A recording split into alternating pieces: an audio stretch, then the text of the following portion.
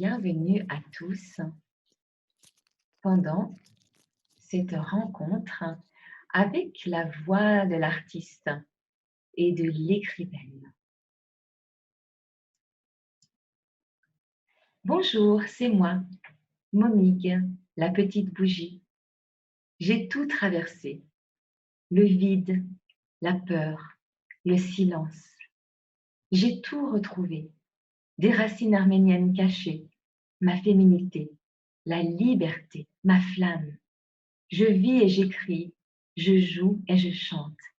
Et avec vous, aujourd'hui, je vole. C'est l'histoire d'une petite bougie. Momie? Oui, c'est l'histoire d'une petite bougie qui ne savait pas qu'en osant éclairer les ténèbres, elle allait découvrir les couleurs de la vie. C'est un conte à fleur de peau, un chemin tout en délicatesse qui donne une furieuse envie d'être soi-même.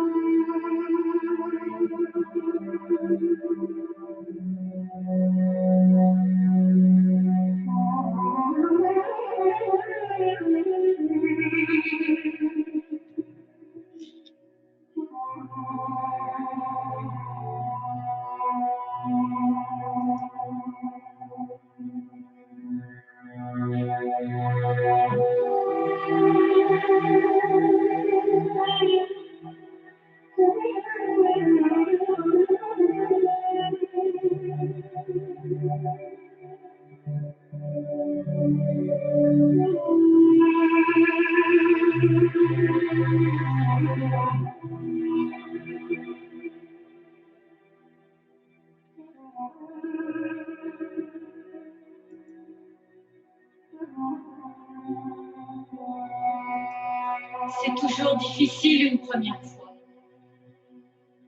Un premier cri, un premier regard, un premier pas, une première chute. J'honore aujourd'hui notre première rencontre avec à la fois de la joie et de l'appréhension.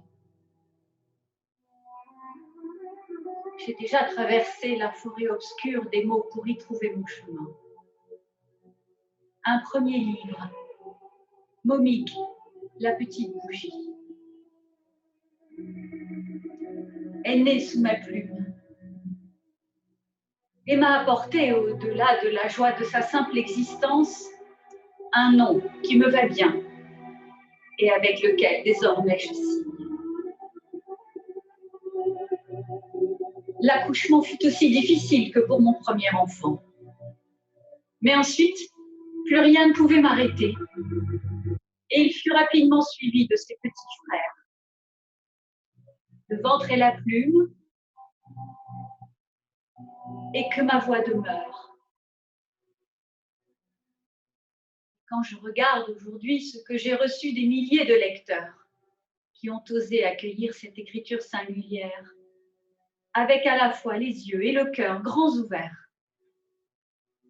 je sais que cette route est bien la mienne et qu'il faut simplement que j'aie le courage de la poursuivre. Je parle de courage parce qu'il en faut beaucoup pour trouver sa liberté. Courage de prendre ses responsabilités. Courage d'écouter avec respect. Courage de dire avec bienveillance. C'est tellement plus facile de se taire et d'endurer, ou d'endurer et de se plaindre. C'est ce que j'ai fait pendant longtemps. Et puis un jour, tu te regardes et tu ne te reconnais plus. C'est moi, cette femme aigrie, cette chef d'entreprise à bout de souffle, cette mère épuisée, cette épouse qui ne sait plus aimer. C'est moi. Je me souviens, quand les enfants étaient petits et que nous traversions des rues encombrées, nous leur disions « Si vous vous perdez, n'ayez pas peur. Revenez simplement au dernier endroit où vous nous avez vus. Nous vous y attendrons. » C'est à cet endroit-là qu'un jour il faut revenir. À l'endroit où tu as pris une route qui n'était pas la tienne. Il faut le faire sans peur, avec humilité et bienveillance envers soi. Cette route jalonnée de lecture et d'écriture, c'est celle que je suis venue partager aujourd'hui avec vous. Peut-être aurez-vous envie de partager la vôtre avec moi, avec nous. C'est tellement plus facile quand on se sent moins seul.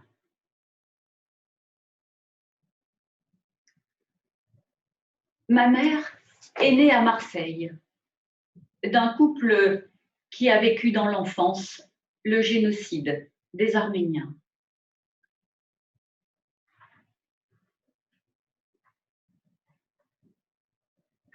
Son père a survécu à Der Zor, le terrible désert où des hommes fous de haine ont fait périr des hommes fous de douleur. Acheté pour quelques centimes par une croix rouge ou bleue, c'est en orphelin que mon grand-père Stéphane a traversé la vie. Sa mère, Marie, ma grand-mère, s'est tue toute sa vie. Elle a tout gardé au fond de sa gorge, au fond de son cœur. Elle n'a rien murmuré, elle n'a rien chanté. Elle a juste fait passer dans le souffle de sa fille ses peurs, ses malheurs, son exil.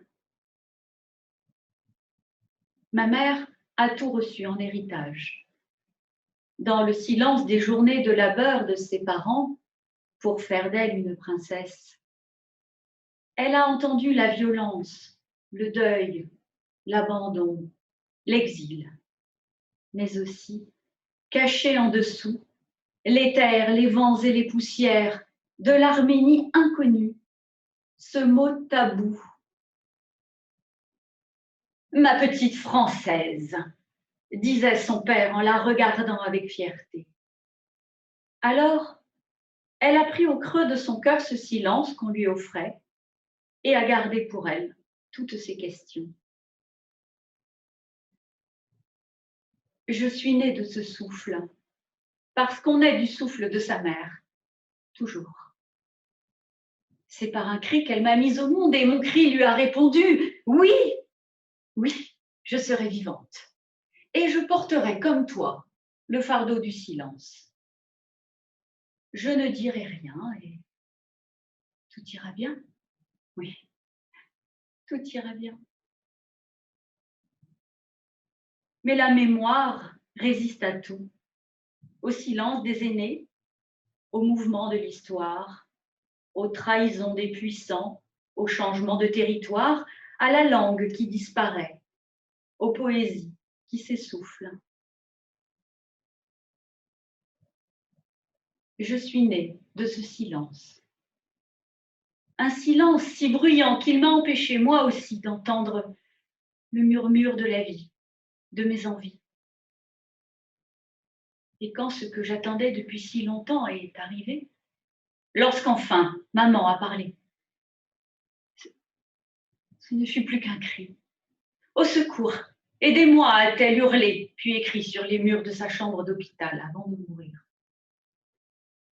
Ce jour-là, j'ai su que la seule façon de dompter cette bête comporte en soi sans même le savoir, c'est de déchirer le voile et de sortir du néant ce monstre aux 100 têtes.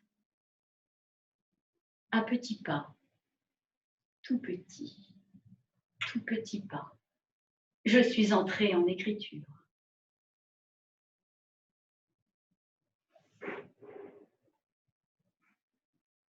J'ai confié mon manuscrit à mon père.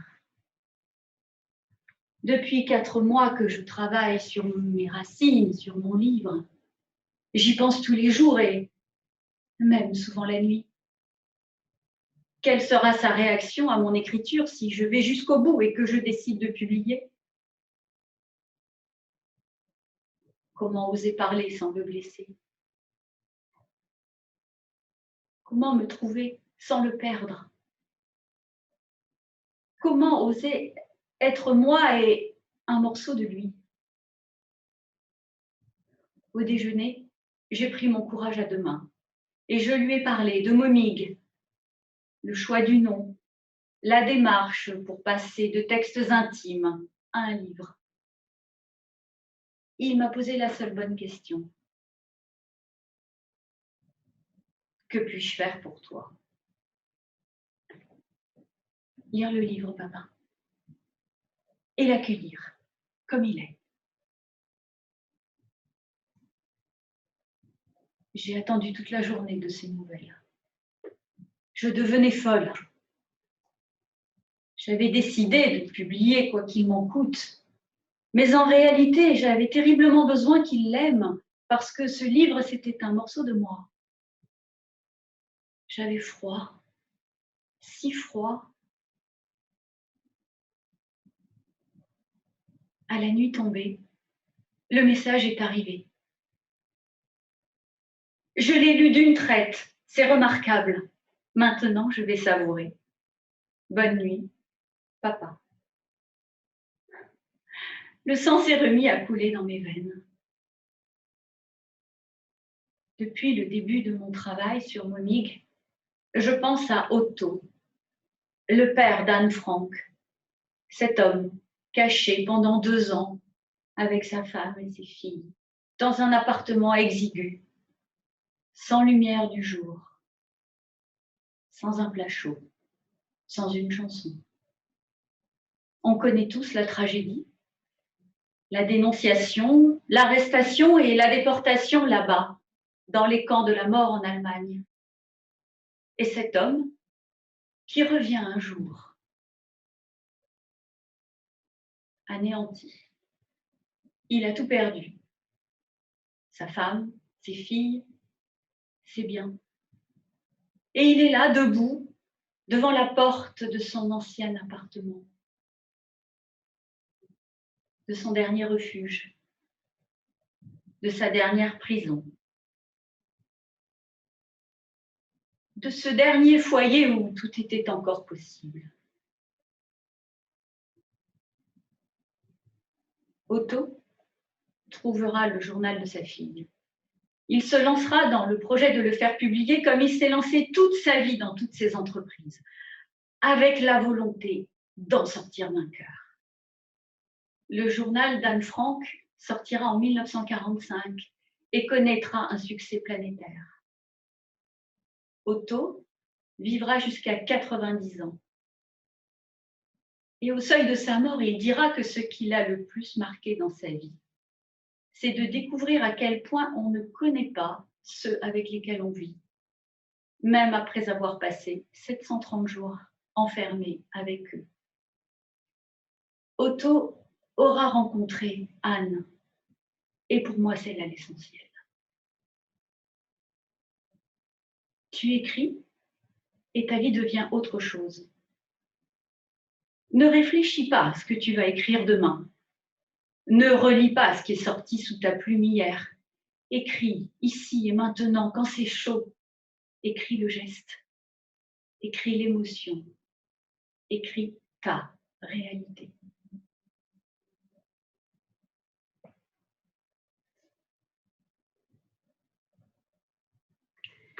Isabelle, merci infiniment. Merci beaucoup à toi d'être avec nous aujourd'hui. Merci Sophie. Bien, je vais t'inviter à côté avec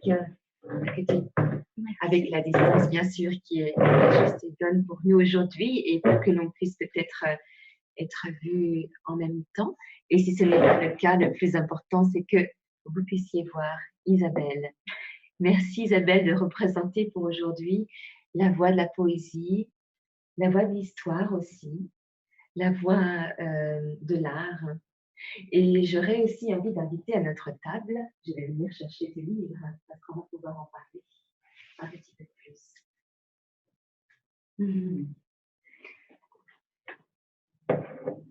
J'espère que vous qui nous écoutez, vous avez pu prendre le temps de ressentir à l'intérieur de vous. Je voudrais partager cette expérience que la première fois que je t'ai rencontrée, j'ai d'abord rencontré une affiche. J'ai rencontré une affiche, je ne sais pas si on pourra être vu en même temps comme cela, mais si peut-être comme ça. Ça, ce sont les joies effectivement du direct. Ouais. C'est parfait. Et on va garder avec. Voilà, comme il le faut. Tip top. Alors, pour faire ce partage de comment est-ce que j'ai rencontré Isabelle, c'était donc dans la petite ville d'Annecy où nous nous trouvons aujourd'hui. Un jour, je suis allée par hasard, ça s'appelle un café du curé, vous savez, c'est un endroit très simple et très calme où on peut aller boire un verre et ce qui nous permet de se recueillir peut-être un petit moment avant de repartir vaquer à ses occupations. Et il y avait un portant avec des affiches, des cartes postales. Et j'étais attirée par une carte postale, un dessin et une écriture particulière.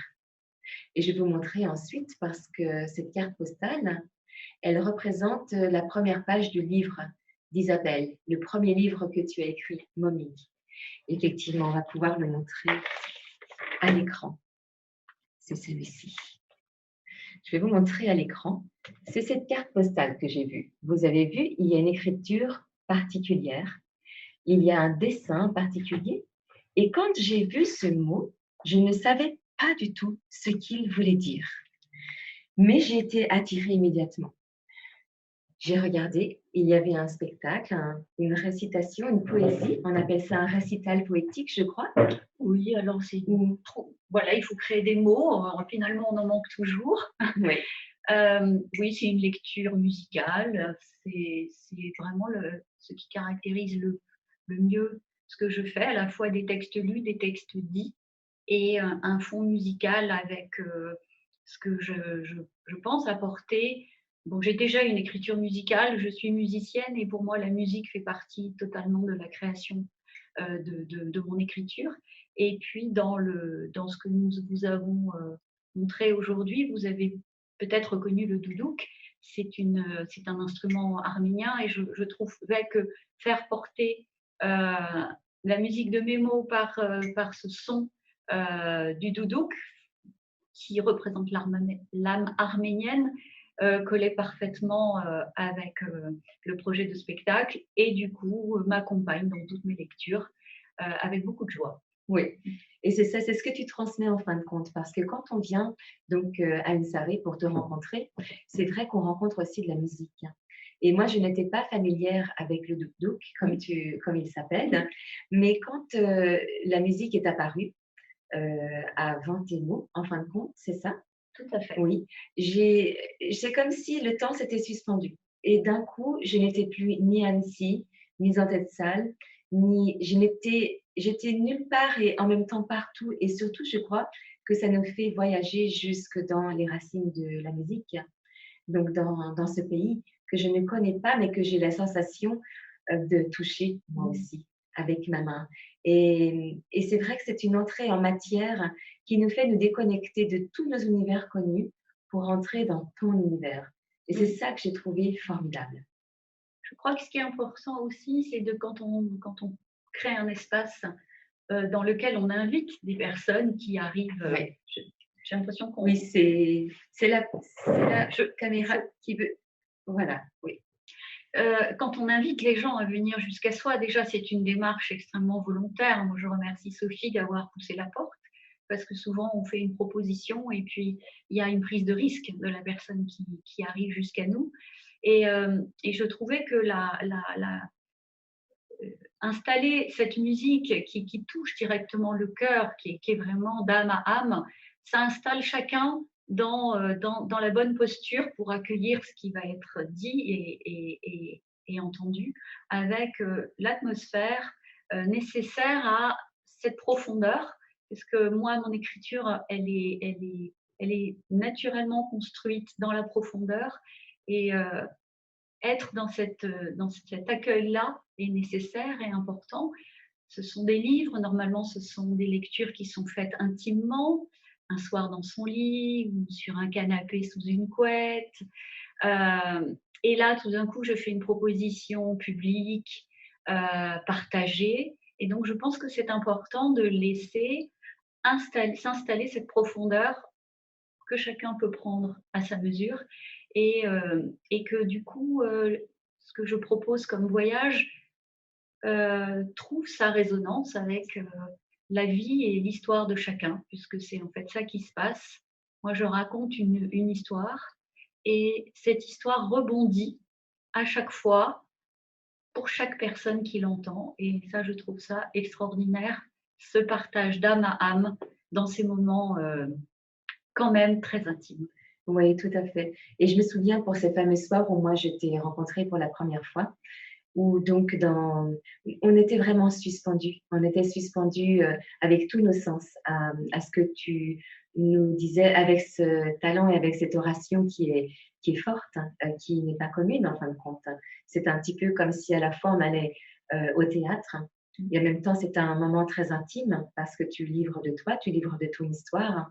Et je me souviens dans l'assistance, alors moi-même j'avais mes émotions et j'ai même eu des larmes d'émotion parce que j'ai connecté avec toi, j'ai connecté avec les parties de toi.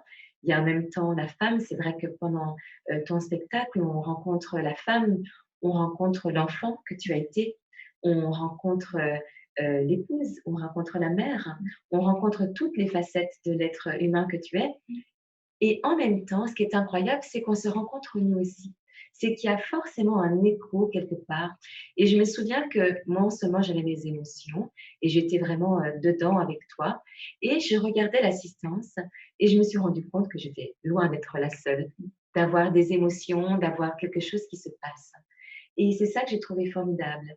Et après, du coup, le dernier texte que tu as partagé avec nous, il s'est passé un long moment où tu as signé des livres. Les gens ne voulaient plus partir. Non, c'est ça. En fait, il se crée quelque chose, un cercle. Hein. Je crois que on devient compagnon de ce voyage, en fait, à la fin du spectacle, et on n'a pas envie de se quitter. Oui. Moi, j'avoue que après, le fait que les livres partent voyager avec leur propre histoire, chaque livre a son histoire, hein, c'est comme ça. J'aime l'idée que ces livres partent dans des mains avec qui j'ai eu cet échange-là. La plupart de mes livres ont été distribués comme ça, suite à des lectures, ou quand j'ai monté la pièce de théâtre qui s'appelle Momig, parce que c'est une rencontre à la base. Et c'est pas forcément des livres qu'on trouve en librairie, parce que c'est vraiment une autre aventure, en fait. Et donc, il se passe beaucoup de choses avec les différentes personnes.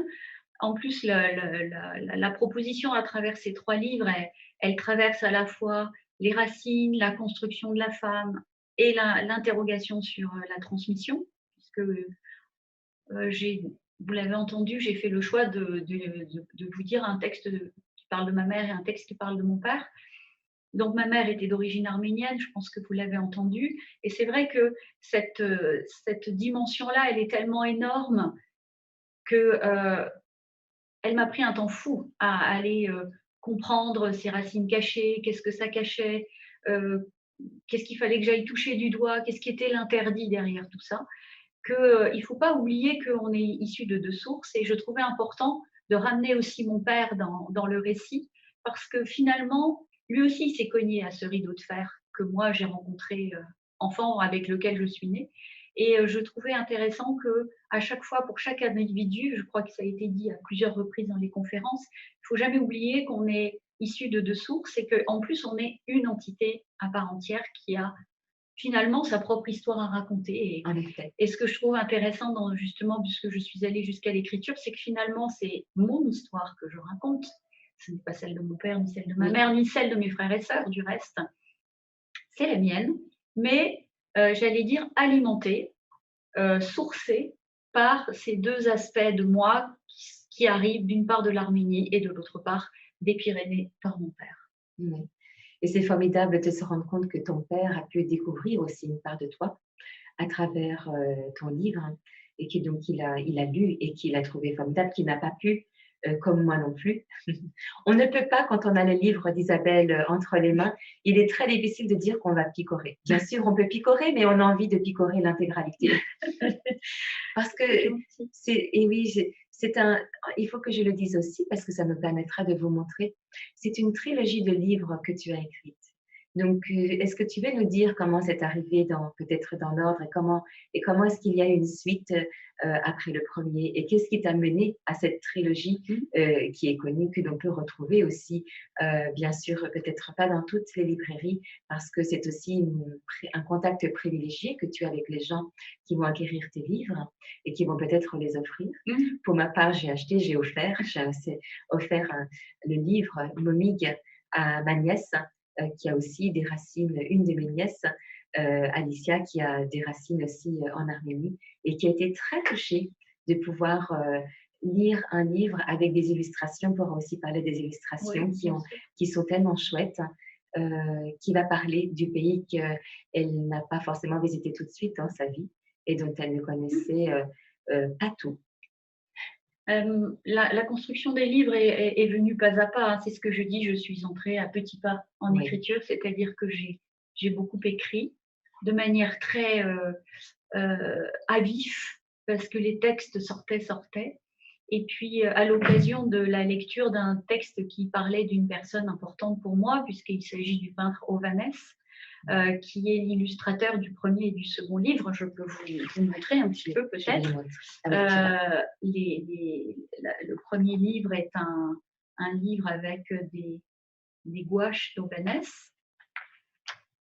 On ne voit peut-être pas très bien. Je vais pas évident. Oui, merci. Donc le premier livre est animé par des gouaches qui effectivement touche essentiellement à l'Arménie, au génocide, puisque effectivement, on est, dès qu'on dit qu'on est arménien, la plupart des gens connaissent l'existence du génocide, mais les Arméniens, c'est bien plus important que les résumer à un génocide. C'est un peuple millénaire, c'est le premier peuple chrétien au monde. C'est aussi pour ça, je pense, que le doudouk est une musique qui touche tout le monde, parce qu'il y a un fond de chrétienté qui s'est propagé sur la planète depuis 2000 ans. Et le doudouk parle directement à cette vibration-là. Donc, ces textes, je les ai écrits. Je n'avais pas du tout le projet d'écrire un livre. Mais à l'occasion de la lecture d'un de ces textes à quelqu'un, donc à ce peintre que j'avais rencontré, il m'a dit « Mais c'est magnifique, tu es écrivain ». Et je crois que c'est vraiment une démarche. Du coup, finalement, je suis rentrée un peu dans l'art par l'art parce que en ayant rencontré ce peintre, parce que je prenais des cours de dessin, en lui lisant ce texte qui le concernait, parce qu'à un moment, j'ai saisi quelque chose dans sa façon de peindre. Et je l'avais écrit et je le lui ai lu. Il m'a dit « Mais tu es écrivain ». Et à partir de là, il y a comme une espèce de grande fenêtre qui s'est ouverte. Et j'ai écrit, j'ai constitué le livre. Je me suis dit, mais ce livre va n'intéresser personne parce que je parle de moi, parce que finalement, c'est une sorte de catharsis déjà pour moi. Et en réalité, je lui ai dit, j'ai besoin de ton aide. Et on a, on va dire, organisé une danse entre les textes et des tableaux qu'il avait déjà faits. Un ami graphiste s'est prêté au jeu de trouver une façon d'harmoniser quelque chose de particulier, puisque ce livre est carré. Je ne sais pas si ça s'est bien vu à l'écran. En effet. C'est quelque chose que j'imaginais comme tel. Et ce livre est sorti. tout par le petit bout de la lorgnette. J'ai écrit à mes amis, je crois que j'ai fait ce que j'ai pu. Voilà, il est à votre disposition. C'est quand même un meilleur ouvrier de France dans une imprimerie française qui l'a constitué, parce que c'est très délicat d'organiser les tons entre les tableaux, l'écriture, ces pages blanches aussi, parce que on a besoin de respirer. On a toujours besoin de respirer à Oui, chaque seconde, mais alors en plus, quand on plonge comme ça dans des racines, il faut. Voilà. c'est vrai que visuellement, le livre a de la respiration dedans, Voilà. en effet. Et du coup, voilà, Momig est né comme ça, un peu caché sous le manteau. Et il s'est trouvé, rencontré une foule de personnes qui m'ont dit: «Mais comment ça se fait que vous parliez de moi?» Des gens qui n'ont aucun rapport avec l'Arménie. D'ailleurs, moi, je connaissais pratiquement pas d'Arméniens, parce que j'ai pas été du tout élevée dans ce contexte-là, dans ce milieu-là, dans cette communauté-là. Et en fait, je me suis rendu compte que finalement, mon thème essentiel, c'était le silence des racines. C'est Oui, pas l'Arménie ou cette terre particulière ou cette histoire particulière. C'est vraiment ce que j'explore, c'est le silence. C'est ce qui traverse de manière tout à fait étonnante à travers des non-dits, à travers de la gestuelle, à travers des repas, à travers tout un tas de trucs où, en allant en Arménie, donc ça a été quand même l'ouverture, la création de Momig est venue après mon voyage en Arménie, c'est de me rendre compte à quel point j'étais arménienne sans le savoir. oui. Ça avait été transmis, en fait. Et oui, c'est ça. J'aime bien comme tu mentionnes le fait qu'il y ait ce silence des racines. C'est peut-être pas comme ça exactement que tu l'as dit, mais le On silence. est tous d'un silence, en Oui, fait, parce que la particularité des histoires familiales, c'est que on vit des bouleversements et on n'a souvent pas les mots pour dire ce qui oui, s'est passé. On se dit qu'en n'en parlant pas, peut-être ça va s'effacer, et puis finalement, ça tombe dans une sorte d'oubli. Mais en fait, c'est ce que j'écris, la mémoire résiste à tout. C'est ça qui est curieux, et en particulier à ce qui n'est pas dit. oui. Et puis elle va aller se loger peut-être dans des sensations, dans des odeurs parfois même, ou dans Tout des à musiques. Elle va aller Les se musiques sont loger tout évocatrices, à fait dans les émotions, dans la les émotions. vibration. Et souvent, on dit que c'est la troisième génération qui a, entre guillemets, les moyens d'aller explorer ces zones un peu de nœuds, parce que la première génération, enfin mes grands-parents, quand ils sont arrivés orphelins, mon grand-père, il a été en orphelinat en Syrie. Et à un moment, il a encore décidé de encore changer de pays pour venir à Marseille. Ma grand-mère est passée par la Grèce. Enfin, chacun a son histoire, et tout d'un coup, ils se retrouvent. Ils ont 25 ans, ils se marient, ils sont en France et ils oublient tout. On n'en parlera plus. Ma petite Française, c'est mon Et oui, grand-père.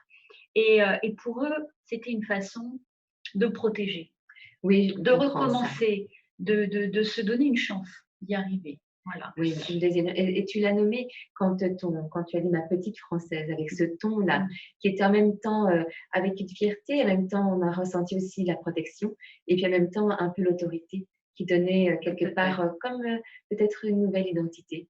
Je ne sais pas, c'est comme ça que du Presque coup une on le injonction, un peu une presque une injonction. injonction. Tout à fait. C'est Et je tu le pense qu'on vit avec ça, hein, on oui, vit avec beaucoup d'injonctions. oui, Ma maman a été malheureusement fille unique parce qu'elle a perdu ses frères et sœurs.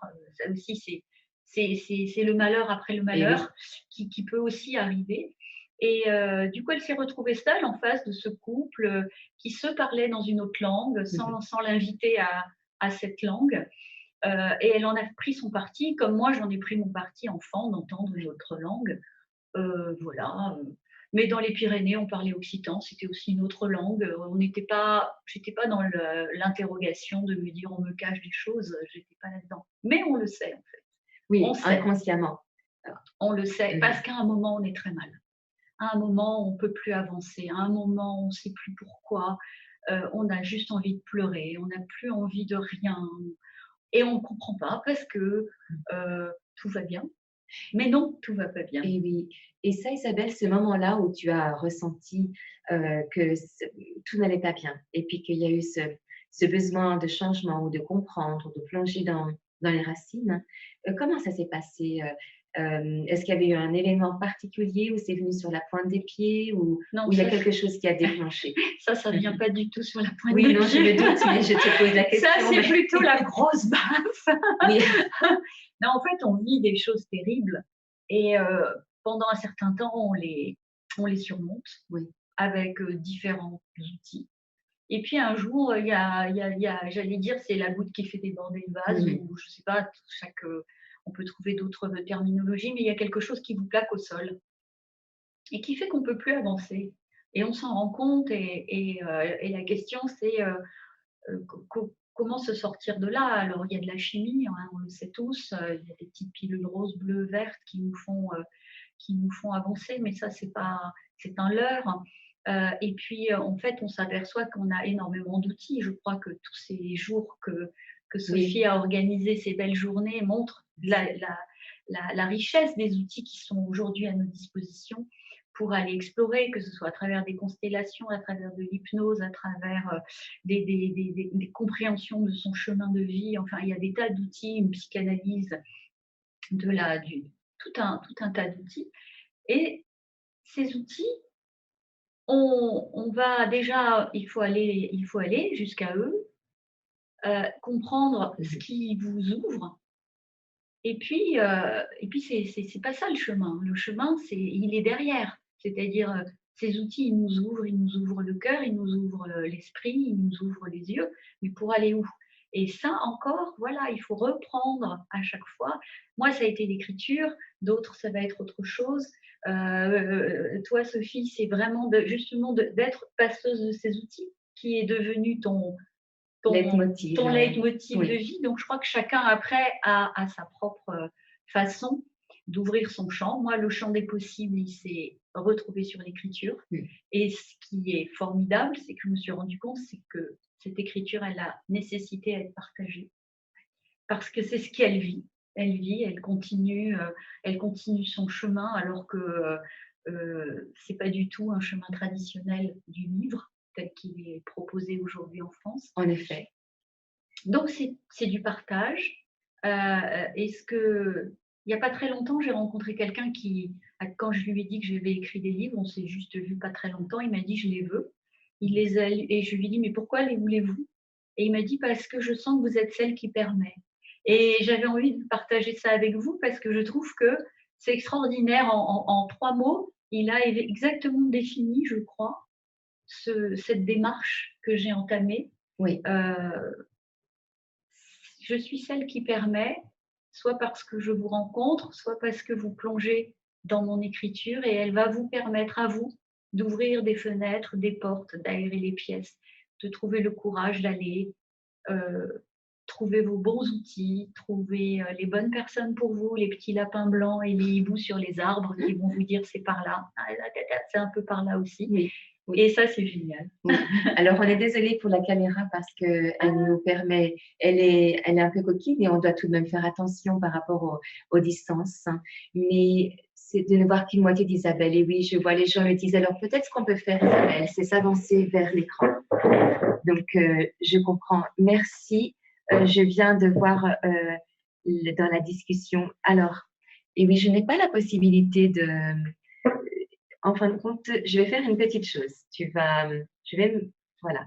Donc, pour un petit moment, ça va se mettre sur toi, Isabelle. Vas-y. Non, vas-y. Tu me dis quand tu l'as. Ça y est. Ça y est? Oui. Parfait. J'espère que ça va pouvoir. Voilà, comme ça. Donc, ça, On voit que moi maintenant. Ce sont les aléas, mais en fin de compte, c'est le plus important, ne t'inquiète pas. Nous sommes ensemble dans la même pièce et nous avons la voix et ça nous permettra aussi comme ça parce que les gens ont envie de te voir. Tu vois, on a plusieurs personnes qui nous ont dit qu'ils aimeraient bien te voir en entier, pas qu'à moitié. Alors, c'est normal. Alors, j'enlève le pull. On a envie de te voir et c'est normal. Et je voulais rebondir sur ce que tu as dit, que tu es celle qui permet, parce que j'ai été touchée, surprise et touchée de me rendre compte qu'après ton récital, c'est comme ça que ça me vient, mais que les gens ont engagé la conversation. Je me souviens avoir écouté une dame qui parlait de sa propre enfance. On ne se connaissait pas.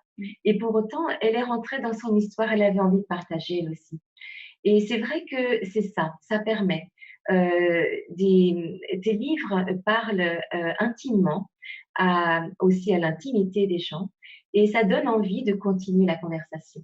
Et je rejoins tout à fait ce monsieur qui a eu ces beaux mots et qui peuvent devenir aussi un peu comme le phare de quand on te rencontre.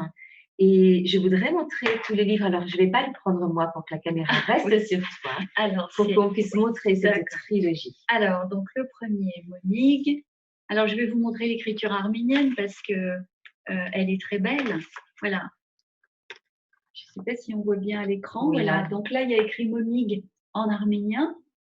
Et là, c'est un portrait de moi fait par Ovanes, le peintre qui a un atelier à Paris. C'est comme ça que j'ai rencontré. Il était à côté de mon bureau. Voilà, donc Momik, qui commence par bonjour, c'est moi. Ces 3 mots qui franchissent enfin mes lèvres m'emplissent de bonheur. Parce qu'un jour, pour dire bonjour, c'est moi, il faut faire un travail énorme. Ça a l'air tout simple.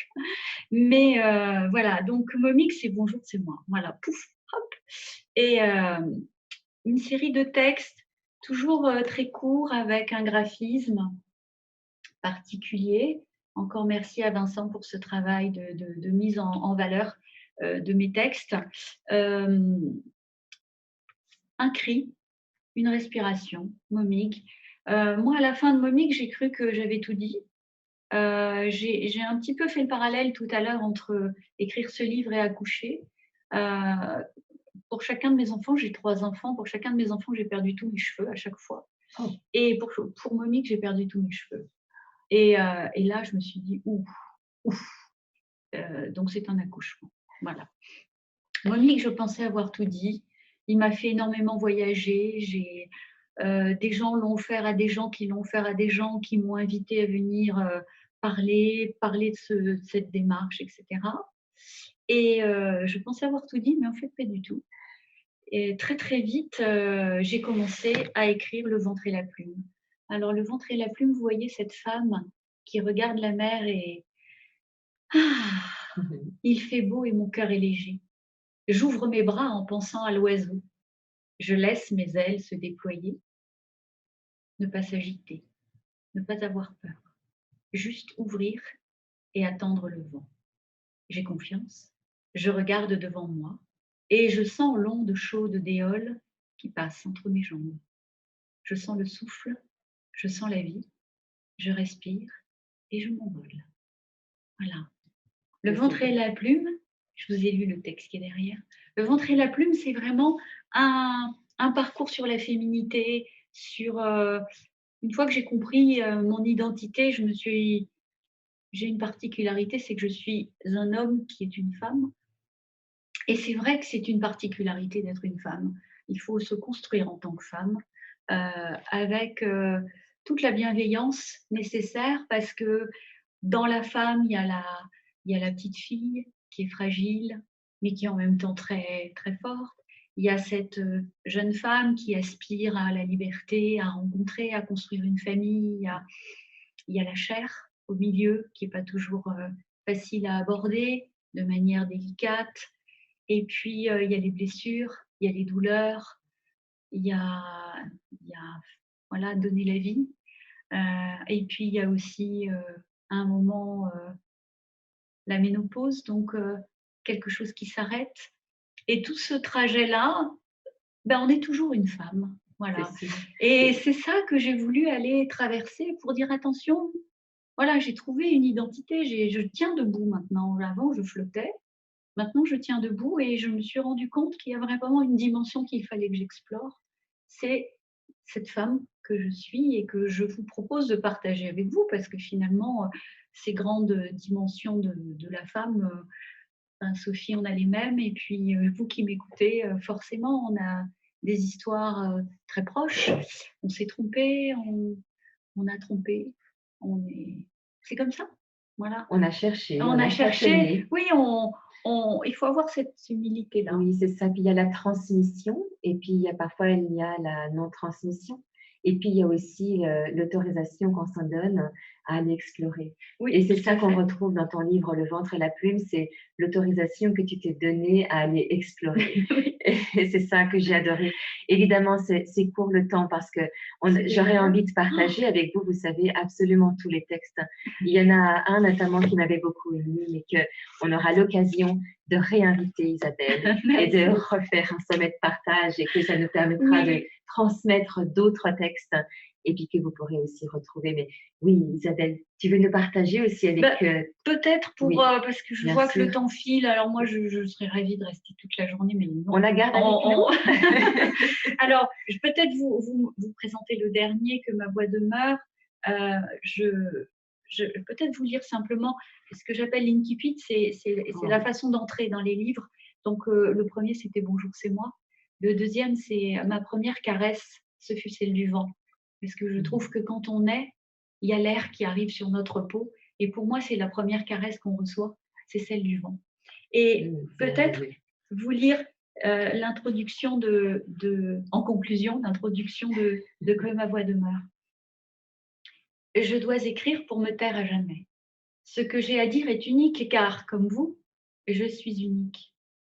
J'ai peur des mots, doux comme des caresses, tranchants comme des silex. J'ai autant caressé que tranché. Il est temps pour moi de déposer, comme des armes à vos pieds, les mots sur le papier. Je vous les laisse. Ils sont à vous.